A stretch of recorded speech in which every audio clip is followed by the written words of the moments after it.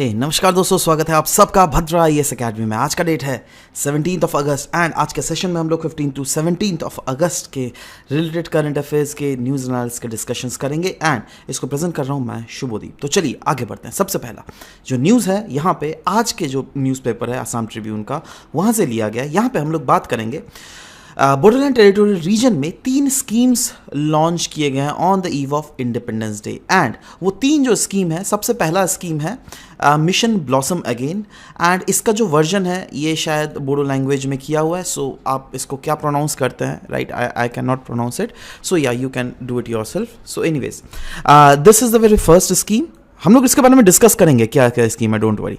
दूसरा जो scheme launch किया गया वो है ग्रीन बोडोलैंड मिशन और थर्ड जो स्कीम है वो है डिजिटल एम्पावरमेंट मिशन, जिसको हम लोग थिंक पाकरी मिशन के नाम से भी जानते हैं। तो एक एक करके डिस्कस करते हैं। सबसे पहला हम लोग बात करेंगे mission blossom again, right now. ये किस लोगों के लिए ये स्कीम है? बेसिकली देखो, वैसे कैडर्स जो कि एक्स मिलिटेंट कैडर्स है या फिर मार्टायर्स के जो फैमिलीज है ना, उनको लाइवलीहुड सिक्योरिटी प्रोवाइड की जाएगी। और लाइवलीहुड सिक्योरिटी कैसे प्रोवाइड करोगे? Some sort of economic activities उन लोग को देना पड़ेगा। जी हाँ, तो कौन कौन टाइप ऑफ इकोनॉमिक एक्टिविटीज इस मिशन के अंडर लाए गए हैं? वो एक्टिविटीज है rice milling, dairy farming, food processing, organic farming, fisheries, meat and egg production, small scale tourism, home stay tourism. इन सारे सेक्टर्स को बेसिकली प्रमोशन यहाँ पे मिलने की संभावनाएं हैं, ठीक है, जो क्या मिशन ब्लॉसम अगेन के अंडर बेसिकली किया जाएगा। Next is green Bodoland mission. Now green Bodoland mission जो है ये of course Bodoland territorial reason के सस्टेनेबल फ्यूचर के लिए ये मिशन लाया गया है, जिसके तहत मेक श्योर किया जाएगा दैट नेचर है ना और प्रकृति और इंसान है ना, नेचर और ह्यूमैनिटी के बीच में जो एग्जिस्टेंस हो वो को एग्जिस्टेंस हो, प्रॉपर वे में सस्टेनेबल को एग्जिस्टेंस हो, राइट। और इसके लिए इंट्रोड्यूस किया जाएगा सस्टेनेबल एग्रीकल्चर प्रैक्टिसेस, जिससे वाटर की यूजेजेस तो घटे ही बट साथ ही साथ केमिकल की यूजेजेस भी घटे। मतलब इनडायरेक्टली अगर देख लीजिएगा नेचुरल फार्मिंग को यहां पर प्रमोट करने की बात की जा रही है। और इस mission that is green Bodoland mission के अंडर 1 करोड़ ट्रीज को प्रपोज किया गया है दैट इनको 2025 तक इस रीजन में ओवरऑल प्लांटेशन किया जाएगा, जिससे रिफॉरेस्टेशन ड्राइव को प्रमोट किया जा सके ओवरऑल इस रीजन में, ठीक है। और नेक्स्ट जो मिशन है ये है डिजिटल एम्पावरमेंट मिशन। याद रखिएगा, डिजिटल एम्पावरमेंट मिशन के तहत वहां की जो वुमेन एंटरप्रेन्योर्स है, राइट, उनको डिजिटली एम्पावर किया जाएगा, है ना, किससे? ग्रास रूट लेवल में। इससे क्या होगा दैट अराउंड बोला जा रहा है 400 यंग वुमेन चैंपियंस को सेलेक्ट किया जाएगा, जिनको प्लेस किया जाएगा across 420 village council development communities, है ना। और फर्दर इसका एम है दैट कैसे डिजिटल डिवाइड को रिड्यूस किया जा सके between the rural and the urban population. और अगेन डिजिटल डिवाइस को अगर घटाओगे तो yes you need to make sure that grass root level में डिजिटल कनेक्टिविटी को प्रमोट किया जाएगा। और इसी के लिए इस मिशन के अंडर यस डिजिटल कनेक्टिविटी को डेवलप किया जाएगा इन द रूरल एरियाज, जिसमें मेजर जो बेनिफिशियरीज है वो बोले जा रहे हैं यहाँ के वुमेन होने वाले हैं, ठीक है। आशा करता हूं दैट ये तीनों मिशन को आपने अच्छे से समझा होगा, ठीक है। चलो आगे बढ़ते हैं। नेक्स्ट अगेन ये असम ट्रिब्यून से लिया गया। यहां पे बात की जा रही है चेरी ब्लॉसम फेस्टिवल के बारे में। क्यों न्यूज में था पता है? क्योंकि बोला जा रहा है चेरी ब्लॉसम फेस्टिवल जो कि मेघालय में होने वाला है, वहां पे एक इरिश सिंगर आने वाला है और परफॉर्म करने वाला है। Now this is not at all of our importance that कौन सा सिंगर आएगा, कहां से आएगा, छोड़ो जो भी सिंगर है। हमारे लिए इंपॉर्टेंस क्या है? ये नॉर्थ ईस्ट का जो रीजनल फेस्टिवल है, राइट। वैसे तो देखो चेरी ब्लॉसम फेस्टिवल, राइट, ये चेरी ब्लॉसम जो है कोइंसाइड करता है फेस्टिवल उस समय में जब एक्चुअली में चेरी ये जो ट्रीज हैं इनमें बेसिकली फूल जो है खिलते हैं। और चेरी ब्लॉसम्स की अगर बात करें तो सिर्फ और सिर्फ ये मेघालय में ही नहीं होता है, बट मेघालय एकमात्र इंडिया में ऐसा स्टेट है जो कि इस फेस्टिवल को होस्ट करता है, इंटरनेशनल चेरी ब्लॉसम फेस्टिवल्स को, राइट। तो चेरी ब्लॉसम्स इंडिया में क्या ये अगर मेघालय में सेलिब्रेट किया जाता है तो क्या ये सिर्फ और सिर्फ मेघालय में ही होता है? नहीं नहीं नहीं, ये different other Himalayan states of Uttarakhand, Himachal Pradesh, Sikkim, Jammu Kashmir, Sikkim आपको तो बात ही किया, जलपाईगुड़ी, दार्जिलिंग इन वेस्ट बंगाल, इन सब रीजन में भी होता है। और ट्रॉपिकल हाईलैंड्स में अगर देख लीजिएगा गारो हिल्स और खासी हिल्स में ये हमें देखने को मिलता है। और इसीलिए ये चेरी ब्लॉसम फेस्टिवल्स जो है यहाँ पे सेलिब्रेट किया जाता है, राइट। सो एनीवेज ये आपको फैक्चुअल बात याद भी रहना चाहिए। ऐसा भी बोला जा सकता है, बताओ भाई चेरी ब्लॉसम फेस्टिवल जो है ये इंडिया के कौन से स्टेट में सेलिब्रेट किया जाता है। तो you should be having these kind of knowledges with you guys, all right।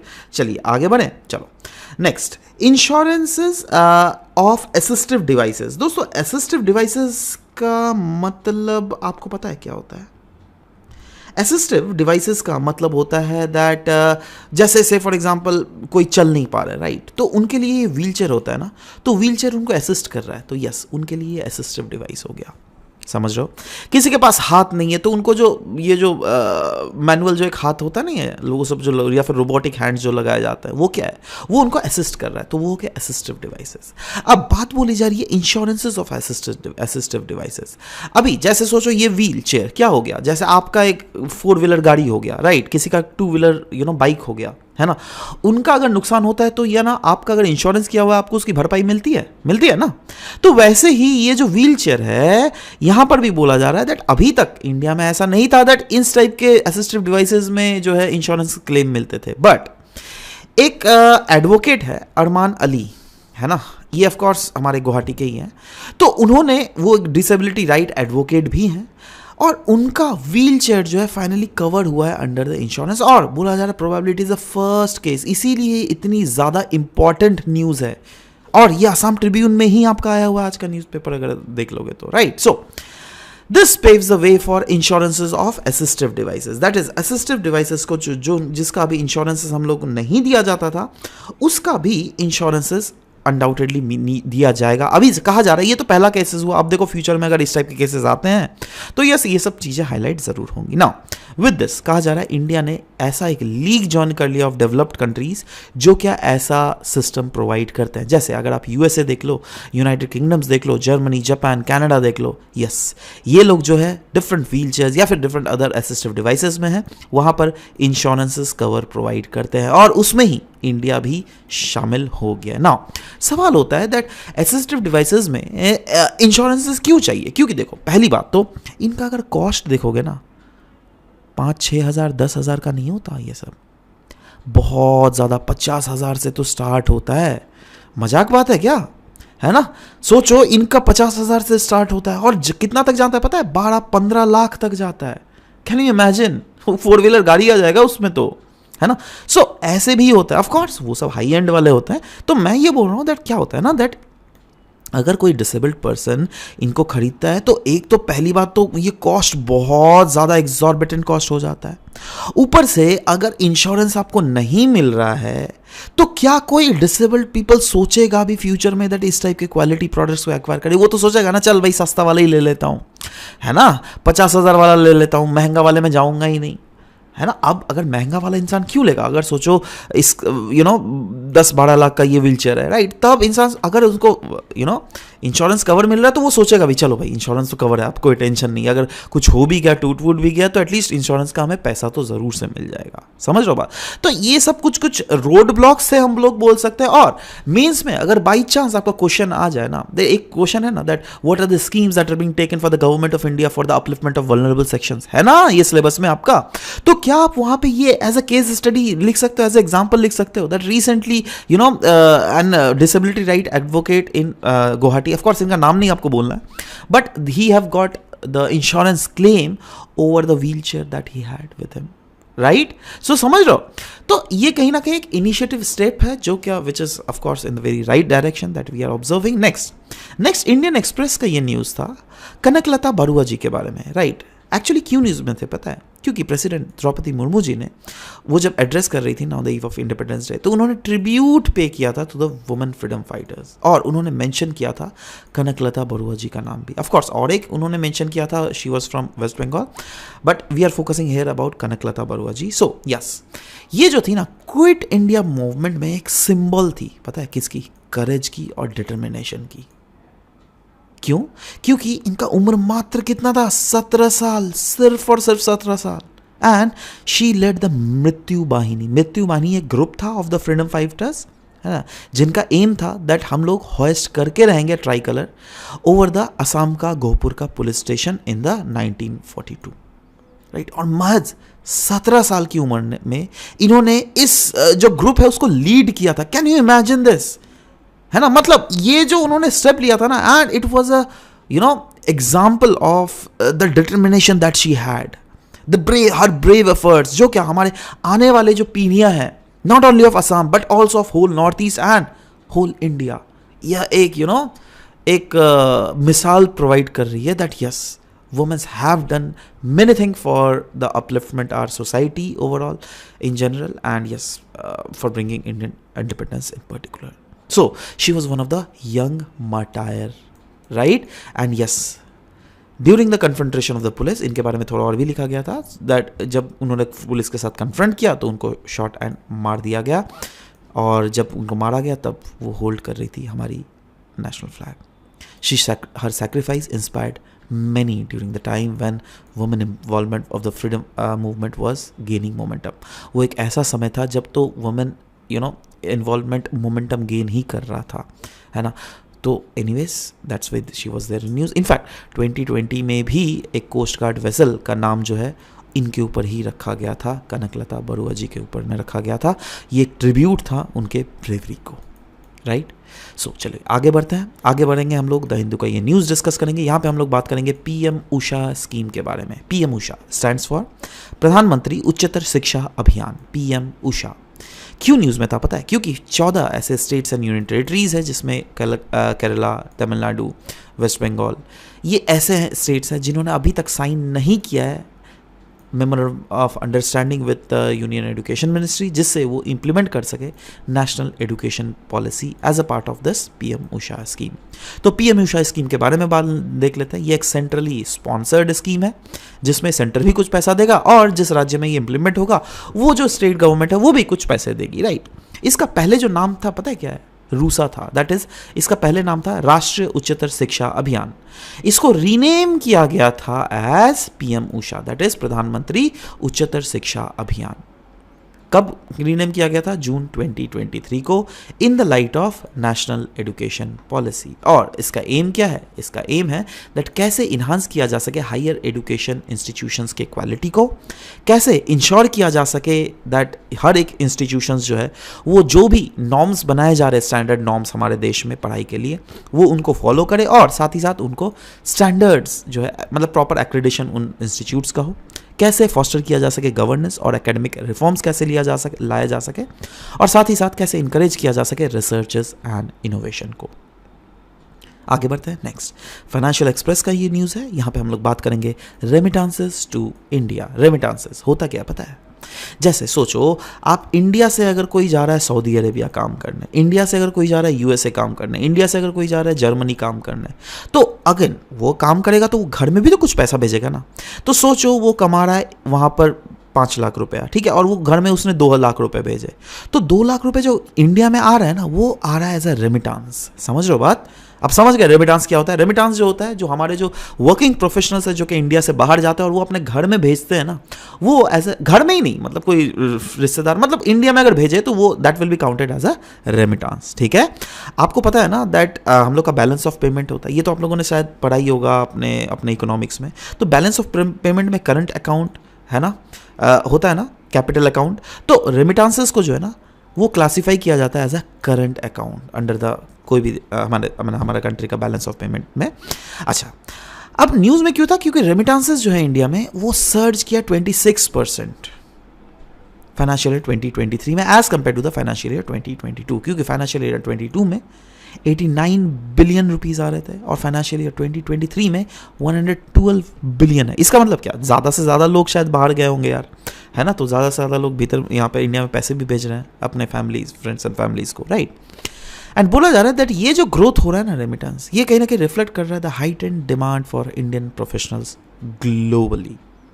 In fact वही बोला गया, रेमिटेंसेस क्या होता है? ये फंड्स होते हैं जो कि सेंड किया जाता है by migrants to their families and friends, जो क्या अपने होम कंट्रीज में होता है। एंड अनडाउटेडली कोई भी देश के लिए, सिर्फ इंडिया के लिए, कोई भी देश के लिए ये एक वाइटल इनकम के तहत, वाइटल इनकम और साथ ही साथ फॉरेन एक्सचेंज के तहत ट्रीट करता है, क्योंकि स्पेसिफिकली डेवलपिंग कंट्रीज के लिए टॉप 5 रेमिटेंस रिसिपिएंट कंट्रीज अगर देख लीजिएगा 2022 में, वो थे India, Mexico, China, Philippines and Pakistan. जिसमें इनवर्ड जो इंडिया में जो आता है ना रेमिटेंसेस, वो किस किस देश से सबसे ज़्यादा आता है? तो वो देख लीजिए यूएसए है, उसके बाद आता है UAE, UK, Singapore, Saudi Arabia. तो ये कुछ डेटा है आपको जो देखना पड़ेगा। एनीवेज नेक्स्ट आगे बढ़ते हैं। न्यूज़ लिया कि डाउन टू अर्थ के से, और यहाँ पे बात की जा रही है Telangana. Yes, Telangana on the verge to become a leader in AI, artificial intelligence में तेलंगाना कहीं ना कहीं हमें देखने को मिल रहा है दैट वो उनकी गवर्नमेंट में ऐसे पॉलिसीज़ कंडक्ट किए जा रहे हैं जिससे आर्टिफिशियल इंटेलिजेंस के सेक्टर में वो बहुत ही ज़्यादा लीप फॉरवर्ड आगे भाग सके। तो यस, इसके रिलेटेड कुछ कुछ मिशंस भी हैं जो कि वहाँ पे ऑपरेट कर रहे हैं, जैसे तेलंगाना एआई मिशन TAIM। ये कोलाबोरेटिव एफर्ट है विद NASSCOM, जिससे डेवलप किया जा सके तेलंगाना में आर्टिफिशियल इंटेलिजेंस का इकोसिस्टम। दूसरा है transformative projects, that is AI driven solutions लाए जा रहे हैं एग्रीकल्चर में, पेंशन ऑथेंटिकेशंस के लिए, पॉट होल डिटेक्शन, मतलब हर एक सेक्टर में whether that be agriculture, pension, potholes, जैसे रास्तों में पॉट होल्स नहीं होते हैं उसको जैसे फिलअप किया जा सके, उन सब के लिए सब कुछ किया जा रहा है। Generative AI advancement, novel content creation किया जा रहा है across all sectors of these ITs and all, and एक इनोवेटिव इकोसिस्टम क्रिएट किया जा रहा है जिससे ओवरऑल तेलंगाना में रीजन में रोबस्ट रिसर्च एंड डेवलपमेंट को फॉस्टर किया जा सके, जिससे ओवरऑल आर्टिफिशियल इंटेलिजेंस का ग्रोथ जो है लीप एंड फॉरवर्ड आगे भाग सके। राइट, नेक्स्ट हम लोग बात करेंगे, लाइव इवेंट का ये न्यूज़ है, यहाँ पे हम लोग बात करेंगे विश्वकर्मा योजना के रिलेटेड। क्योंकि 15 अगस्त को प्राइम मिनिस्टर मोदी जी ने अनाउंस किया नए स्कीम्स आर्टिशंस और क्राफ्ट्समैन के लिए। राइट, तो इस स्कीम के बारे में बात करें। देखो, ये जो स्कीम है ना, ये बोला जा रहा है it will have an initial allocation of around 13,000 crore से 15,000 करोड़ का एलोकेशन किया जाएगा, है ना। एंड इसमें किया जाएगा, देखो एक्चुअली क्या है ना, आप अगर देखोगे हमारे देश के जो आर्टिशंस या फिर क्राफ्ट्समैन हैं, बहुत सारे क्राफ्ट्समैन हैं जिनको फॉर्मल रिकॉग्निशन नहीं मिलता आता है। यही उनको बेसिकली चैलेंजेस फेस किया जा रहा है हमारे ट्रेडिशनल आर्टिशंस के द्वारा, दैट उनको रिकॉग्नाइज नहीं प्रोवाइड किया जा रहा है, उनका इनकम रिस्पेक्टिवली बहुत ज़्यादा लो है। राइट, कंपटीशन जो आपका जाके प्रोडक्ट्स होते हैं ना, मशीन से बनाए हुए प्रोडक्ट, उससे बहुत ज़्यादा कंपटीशन उनको फेस करना पड़ेगा, और there is lack of access to market and credit and inadequate training and infrastructures भी कहीं ना कहीं हमें देखने को मिल रहा है। तो इसके लिए क्या हो जा रहा है दैट बहुत सारे वैसे आर्टिशंस जिनके ट्रेडिशनली स्किल्स थे वो और ये सब करना नहीं चाहते हैं। क्यों? क्योंकि वो लोग सोचते हैं यार इसमें तो कोई फ़ायदा ही नहीं है, तो let's migrate to the urban areas. वो चले जाते हैं अर्बन एरियाज में, माइग्रेट कर जाते हैं बेटर लाइवलीहुड अपॉर्चुनिटीज़ के लिए। इससे क्या हमारे को नुकसान क्या हो रहा है?